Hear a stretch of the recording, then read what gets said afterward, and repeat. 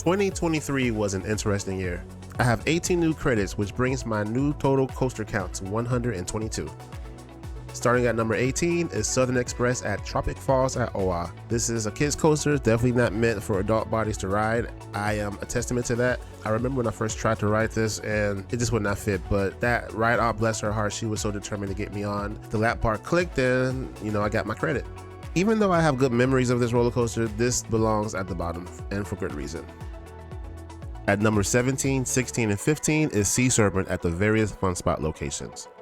Now, as far as where I rank each Sea Serpent, I rank the one at Orlando at number 17 because it has the most basic layout. It's just a circle with some bunny hills. I rank 16 at Fun Spot Kissimmee because it has an extra helix, and helix are always fun. And I rank number 15 at Fun Spot Atlanta.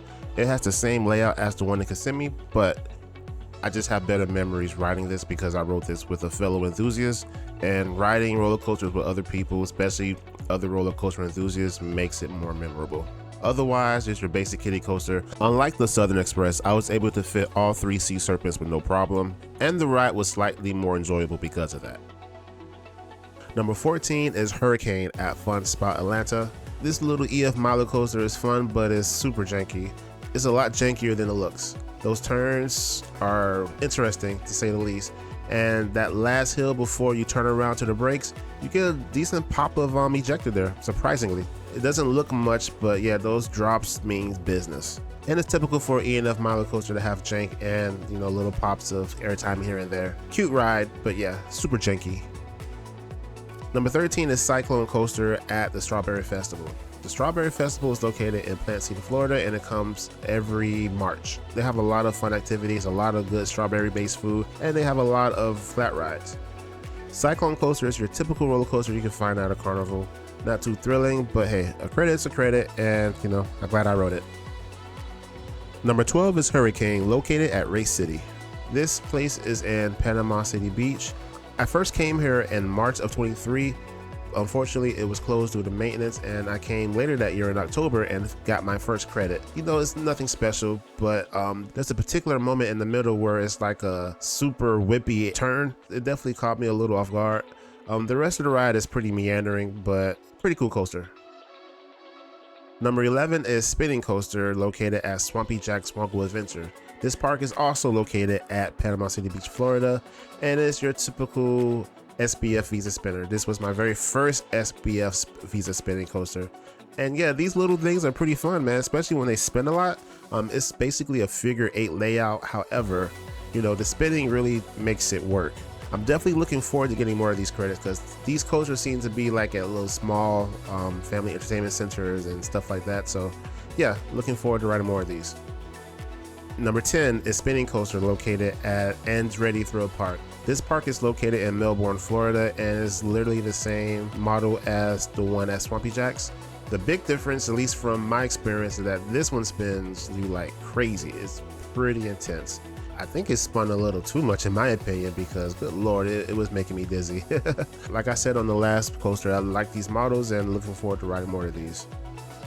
Number 9 is Crazy Mouse at Tropic Falls at Oahu. This spinning coaster is a smaller model of the coaster like Galaxy Spin at Fun Spot Kissimmee. They have like a little bit less layout, but it's mostly more or less the same. One big difference is the drop, that big drop before it turns to the spinning section. That drop is a little steeper than the bigger models, interestingly enough. Nothing much to say here. It's a good Zamperla spinning coasters. They're really good at making those, and yeah, I like these models. Number 8 is Crazy Mouse Coaster at Strawberry Festival. This model is literally the same as Galaxy Spin at Fun Spot Kissimmee. However, the big difference is these cars, they spin like crazy. These Imperler spinning coasters, especially when you sit on the end and you're by yourself, yeah, they spin like crazy. I enjoy these models, and yeah, it was a pretty fun ride. All right, we're getting to some actual good coasters now. If you're enjoying this video, make sure to give it a like and consider subscribing for more videos like this. Back to the list. Number 7 is Rolling Thunder, located at Tropic Falls at Oahu. This is a Zamperla lightning coaster, and there's only 2 of them. The other coaster is in Luna Park, located in New York City. This ride has good potential, but there's 2 things that's holding it back. The drop looks mental, however, there's a trim like right before you fall that kind of slows down the drop. It kind of makes it a little less intense. It's a little disappointing. And secondly, there's a big pothole, I think like either before or after the 0G roll. I can't remember where. That pothole was pretty apparent. The ride itself is not super smooth, but it really has potential to be a really good looping coaster. They just need to work on their layout a bit more, especially the trains. The restraints on the trains are pretty strange. You know, it feels like they're trying to be like a lap bar and a sort of restraint, but it's just a bit clunky in my opinion. But I think this was Zamperla's like first crack at making a bigger scale roller coaster. I could be wrong. Overall, it's a decent ride. Number 6 is Lightning Rod, located in Dollywood. Now, let me get all the good stuff out the way. It's an RMC, so you know it's going to be a good coaster regardless. And I did like the launch. RIP to the launch because it's not there anymore. It's getting redone into a fast chain lift, so we'll see how that rides. But I'm glad to get my one ride in because I know there's a lot of people who have not rode Lightning Rod yet. Now, the things that kind of disappointed me. Now, after the launch, you have a pre-drop and then you have the actual drop. The pre-drop is actually pretty good. It was the actual drop that disappointed me. And this was my first time riding an RMC with topper tracks, so I wasn't sure what I was expecting. And it was a bit rougher than I expected because I'm not used to riding a rough RMC. There wasn't that much forces except for that wave turn. And when we got to the quad down, oh man, you can't believe how disappointed I was. It really did not give what I was expecting it to give. Now, it could be a chance that the ride got neutered throughout its entire experience. So by the time I got there, it probably just wasn't as good as when it first opened. But yeah, it just didn't live up to what I thought it was going to be. Still a good ride, but not what I thought. Hopefully this update with the lift chain will make the ride better than what it is before. At the very least, make it more reliable. Number 5 is Dragon Flyer, located at Dollywood. Yes, I liked Dragon Flyer more than I like Lightning Rod. I rode it in the mentality that this is a family coaster, so it's not going to be that thrilling or intense. But man, I was surprised. This thing got some G-forces, man. I like the drop and I like the little overbank turn. It looks, when you're looking at it, it looks kind of almost like an inversion. But yeah, this is definitely a step up from their older Vekoma suspended coaster models. I definitely would not mind seeing more of the newer family suspended models because yeah, they're pretty good and they got some decent G-forces. At number 4, another coaster from Dollywood, Big Bear Mountain. Now, this was a great ride. I had a fun time. Definitely need more of these on Vekoma family launch coasters. I think Vekoma knocked it out the park with this ride, with the onboard audio, the length. This is a very long roller coaster, y'all. They really did a good job. I like how the station is nice and themed to the whole story of Big Bear.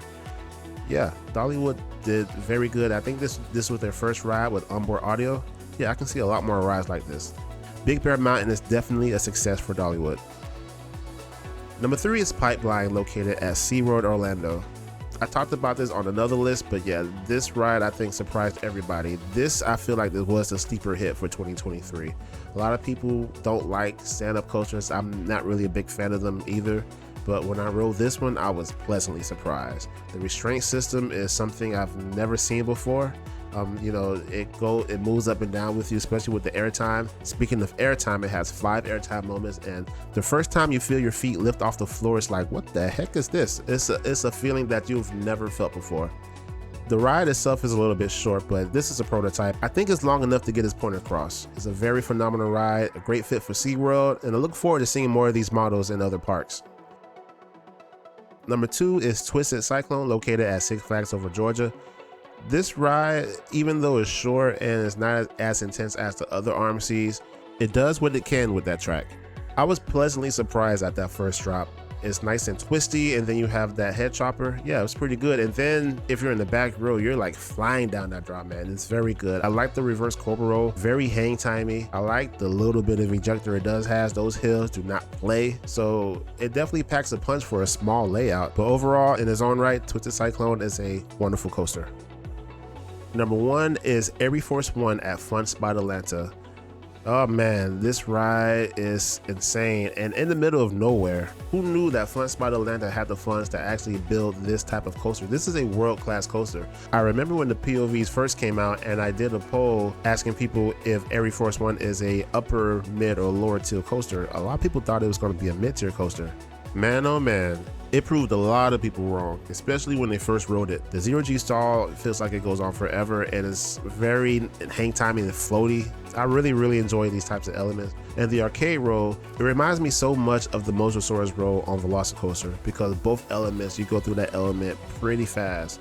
Really enjoyed that moment. The overall pacing is great. The quad down, I know a lot of people complain about that. It is very intense, especially if you ride it back to back. You will feel it in your thighs. However, I love it so much. I really do. The thing is, the more I ride it, the more closer I gotta ride the front because the quad down is much less intense near the front than in the back. My really main issue is the brake run. It is such a very small brake run because after you hit that last quad down, you're slammed into the brakes, even more than Iron Gwazi. They really put a lot in this layout. I commend Fun Spot Atlanta for even making such a ride, and hopefully they expand Fun Spot Atlanta to the park that it can be because this is definitely a good first step. That's it for this video. Until next time.